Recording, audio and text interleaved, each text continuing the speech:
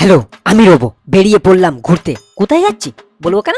अच्छा চললাম স্টেশনের দিকে ট্রেন ধরবো বলে। হঠাৎ দেখি একটা স্কুটি এমন জায়গায় পার্কিং করা, পুলিশের বাবাও কেস দিতে পারবে না। सिस्टम पार देंगे। এটা নিশ্চয়ই ফুড ব্লগারের গাড়ি। সালা গাড়িটাকেও খেয়ে নিয়েছে। গ্যারেজে রেখে দিলাম গাড়িটা।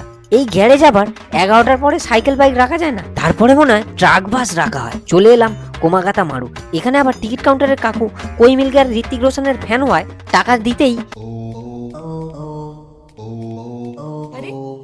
বাজিয়ে টিকিটটা দিয়ে দিল।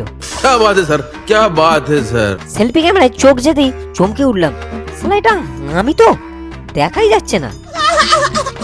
পিছনে আবার দুটো লেডিস হিপ উঠেছিল গো ত্রিশূল নিয়ে।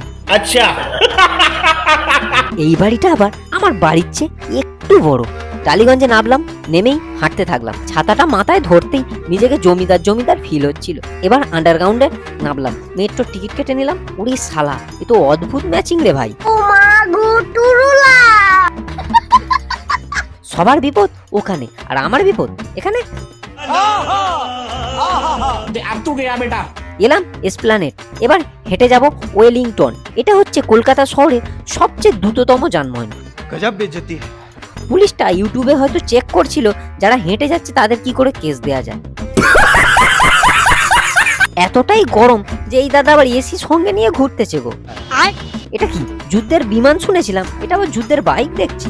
মেন কাজ হচ্ছে আমরা হেলমেট নিতে এসেছিলাম, যেটা গিফট করবে বোচা। তাই একটার পর একটা টাইল দিতে থাকলাম। এটা বেশ ভালো, নিয়ে নিলাম। এইটা আমাকে কেমন লাগছে, এটাও বেশ দারুণ। চলো এটাও নিয়ে নিলাম। এবারে দুজনে কুলি নাম্বার 1 হয়ে গেলাম। দুটো রোল নিলাম। তোর পরে টাকা নেবো, আগে ভিডিও হবে।